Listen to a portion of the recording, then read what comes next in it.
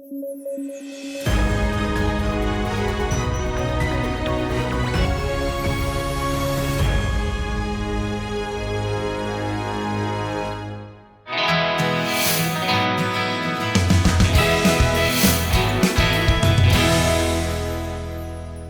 News at 9 programme में आपका स्वागत है। मैं हूं अमृत उपाध्याय। आइए जल्दी से देखें आज की हेडलाइंस। जफर महल को संरक्षित करेगी एएसआई। मुगल स्थापत्य के अंतिम अवशेषों में से एक है जफर महल। दक्षिणी दिल्ली में स्थित है यह महल। क्वाड का अगला सम्मेलन ऑस्ट्रेलिया में। भारत, जापान, यूएसए और ऑस्ट्रेलिया का समूह है क्वाड। चीन देता है एशियन नेटो की संज्ञा। और रिट को लेकर सुप्रीम कोर्ट का फैसला। मध्य प्रदेश हाई कोर्ट के मामले में आया है फैसला। 5 तरह की रिट जारी करते हैं कोर्ट्स।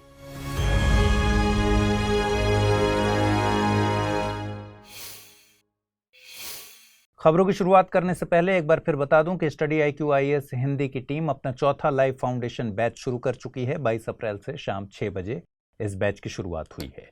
इस कोर्स में छूट हासिल करना हो तो अमृत लाइव कोड का प्रयोग कीजिए, जिससे ये कोर्स आपको केवल 18,999 रुपए में हासिल होगा। कोर्स से जुड़ी ज्यादा जानकारी के लिए डिस्क्रिप्शन बॉक्स में दिए गए लिंक पर क्लिक कीजिए, जिससे आपको इसके सारे फीचर्स का पता चल पाएगा। आइए खबरें शुरू करें। ASI यानी archaeological survey of India Zafar महल के संरक्षण का काम शुरू करने जा रही है। जफर महल दक्षिणी दिल्ली के महरौली में स्थित है। यह महल मुगलों के अंतिम बादशाह बहादुर शाह जफर का समर पैलेस हुआ करता था। जफर महल मुगलों के स्थापत्य विरासत के अंतिम अवशेषों में से एक है, जो कि अवशेषों में तब्दील हो रहा है। मूल तौर पर जफर महल का निर्माण अकबर शाह द्वितीय ने साल 1820 में करवाया था। बाद में कुछ निर्माण कार्य बहादुर शाह जफर के द्वारा भी करवाया गया। लाल बलुआ पत्थर से बने इस इमारत में मुगलों के 3 बादशाह दफन हैं। मुगलों के अंतिम बादशाह बहादुर शाह जफर की इच्छा अपने पूर्वजों की कब्र के साथ दफन होने की थी। गौरतलब है कि 1857 की क्रांति में सिपाहियों ने बहादुर शाह जफर को अपना नेता घोषित किया था। विद्रोह खत्म होने के बाद ब्रिटिशर्स ने बहादुर शाह जफर को रंगून यानी वर्तमान म्यांमार भेज दिया था, जहां 7 नवंबर 1862 को उन्होंने अंतिम सांस ली। आपको बता दें कि ASI संस्कृति मंत्रालय के तहत एक प्रमुख संस्था है।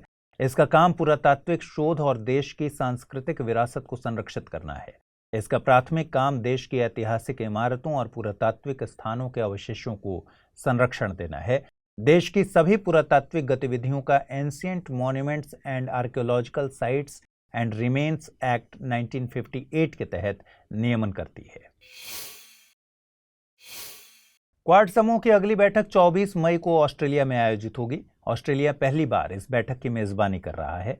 इसमें यूएसए के राष्ट्रपति जो बिडेन, जापान के प्रधानमंत्री फूमियो किशिदा और भारत के PM नरेंद्र मोदी शामिल होंगे।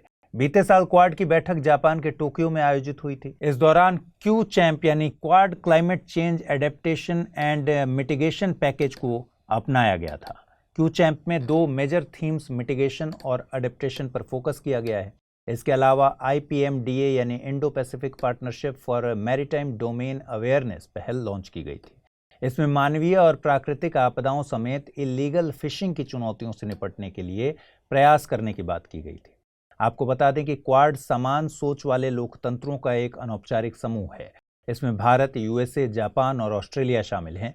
इसका मकसद एक फ्री, ओपन और प्रॉस्पेरस इंडो पैसिफिक रीजन सुरक्षित करना है। हिंद महासागर से लेकर पश्चिमी प्रशांत महासागर तक चीन की विस्तारवादी नीतियों से इस क्षेत्र को सुरक्षित रखना इसके मकसद में शामिल है। क्वाड की सबसे पहले संकल्पना साल 2007 में तत्कालीन जापानी प्रधानमंत्री शिंजो आबे ने दी थी। हालांकि यह अपने अस्तित्व में आया साल 2017 में। क्वाड का पहला औपचारिक सम्मेलन साल 2021 में वर्चुअली आयोजित किया गया था। बीते दिनों सुप्रीम कोर्ट ने मध्य प्रदेश उच्च न्यायालय द्वारा जारी परमादेश रिट को खारिज कर दिया। साथ ही कहा कि उच्च न्यायालय संविधान के अनुच्छेद 226 के तहत अपने रिट क्षेत्राधिकार का उपयोग किसी लीज डीड को बदलने या संशोधित करने के लिए नहीं कर सकता है। दरअसल उच्च न्यायालय ने अप्रैल 2011 में ग्वालियर विकास प्राधिकरण को कुल भूमि के बचे भाग के लिए लीज डीड लागू करने का निर्देश दिया था। भारतीय संविधान सर्वोच्च और उच्च अदालत को अधिकारों की रक्षा करने के लिए रिट निर्देश तथा आदेश जारी करने का अधिकार देता है। सुप्रीम कोर्ट अनुच्छेद 32 के तहत और हाई कोर्ट्स अनुच्छेद 226 के तहत रिट जारी कर सकते हैं, मगर सर्वोच्च अदालत केवल मौलिक अधिकारों को लागू करने के लिए ही रिट जारी करने की ताकत रखता है। जबकि उच्च अदालतों के पास मौलिक अधिकारों या किसी अन्य कानूनी अधिकारों को लागू करने के लिए रिट जारी करने की ताकत है। हालांकि उच्च न्यायालय यह रिट केवल अपने अधिकार क्षेत्र के भीतर मौजूद किसी व्यक्ति या प्राधिकरण को ही जारी कर सकता है। भारत में आमतौर पर 5 तरह के रिट इस्तेमाल होते हैं: बंदी प्रत्यक्षीकरण यानी हेबियस कॉर्पस, परमादेश यानी मैंडमस, प्रतिषेध यानी प्रोहिबिशन, उत्प्रेषण यानी सर्ट्योररी और अधिकार पृच्छा यानी को वारंटो। बंदी प्रत्यक्षीकरण अवैध रूप से बंदी बनाने के खिलाफ इस्तेमाल किया जाता है, जबकि परमादेश अपने कर्तव्यों के पालन को करने में विफल रहने या कर्तव्य करने से इनकार करने वाले सरकारी अधिकारियों के खिलाफ जारी किया जाता है। वहीं प्रतिषेध रिट अधीनस्थ न्यायिक अदालतों द्वारा दायरे से आगे निकलकर काम करने के विरुद्ध इस्तेमाल होता है। ऐसे ही उत्प्रेषण अधीनस्थ न्यायालय से कार्यवाही को हटाने और इसे अपने सामने लाने की उच्च न्यायालय की ताकत है, जबकि अधिकार पृच्छा रिट का इस्तेमाल किसी सार्वजनिक पद पर किसी व्यक्ति के दावे की वैधता की जांच करने के लिए की जाती है। वहीं लीज डीड प्रॉपर्टी के मालिक और प्रॉपर्टी के किराएदार के बीच रेंट के आधार पर प्रॉपर्टी के इस्तेमाल करने का एक कॉन्ट्रैक्ट होता है। यह एक प्रकार से रेंट एग्रीमेंट जैसा ही होता है, मगर इसे आमतौर पर लंबी अवधि यानी कम से कम 1 साल से अधिक के लिए इस्तेमाल किया जाता है। यूरोपीय संघ के सदस्यों ने नई कार्बन बाजार योजना को मंजूरी दे दी है। यह नई योजना EU ETS के भीतर उत्सर्जन को काबू में रखने के लिए वित्तीय प्रोत्साहन और ऐसा करने में विफल रहने पर दंड देने का प्रावधान करती है। इसका मकसद यूरोपीय संघ के औद्योगिक सेक्टर में कार्बन डाइऑक्साइड के उत्सर्जन पर लगाम लगाना है। हालांकि यह योजना केवल बिजली पैदा करने वाले उद्योगों, अधिक ऊर्जा खपत करने वाले उद्योगों और विमानन क्षेत्र पर ही लागू होती है। आगे चलकर इसके तहत कार्बन डाइऑक्साइड के अलावा दूसरे ग्रीन हाउस गैसों जैसे कि मीथेन और नाइट्रोजन ऑक्साइड को भी कवर किया जाना है। EU ETS का पूरा नाम यूरोपीय संघ उत्सर्जन व्यापार प्रणाली है। यह एक कैप एंड ट्रेड योजना है। इसके तहत एक क्षेत्र में तय प्रदूषकों के उत्सर्जन पर एक कैप लगाया जाता है। अगर कंपनियां उस तय कैप के भीतर ही उत्सर्जन करती हैं तो वह बाकी बचे उत्सर्जन अधिकारों का व्यापार कर सकती हैं। EU ETS यूरोपीय संघ के ग्रीन हाउस गैस उत्सर्जन का करीब 45% हिस्सा कवर करता है। इसे ग्लोबल वार्मिंग से लड़ने के लिए 2005 में लॉन्च किया गया था। यह दुनिया का पहला बड़ी ग्रीन हाउस गैस उत्सर्जन व्यापार योजना थी। यूरोपीय संघ 27 देशों का एक राजनीतिक और आर्थिक संघ है। इसे मास्ट्रिच संधि द्वारा गठित किया गया है। संधि 1 नवंबर 1993 को लागू हुई थी। आइए जल्दी से देखें आज के बुलेटिन पर आधारित क्या प्रश्न बन रहे हैं।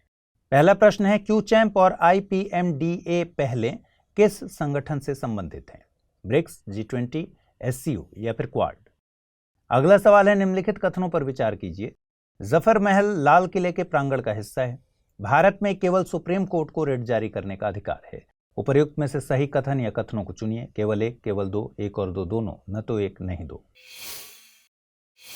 आइए अब जल्दी से देखें बुलेटिन पर आधारित क्या प्रश्न पिछली बार पूछे गए थे पिछले एपिसोड में और उनके सही जवाब क्या हैं।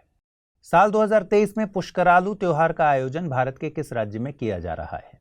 तमिलनाडु, राजस्थान, उत्तर प्रदेश या फिर कर्नाटक? सही जवाब है इसका पुष्करालू त्योहार उत्तर प्रदेश के वाराणसी में आयोजित किया जा रहा है।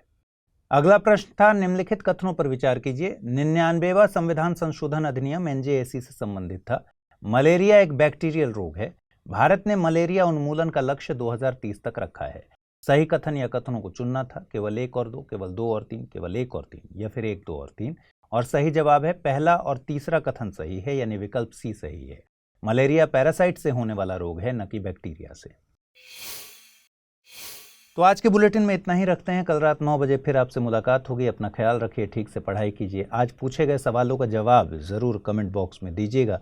और अगर आप इस बुलेटिन की PDF हासिल करना चाहते हैं तो अमृत उपाध्याय 007 टेलीग्राम चैनल पर जाइए, जहां इसकी PDF रोजाना मिलती है।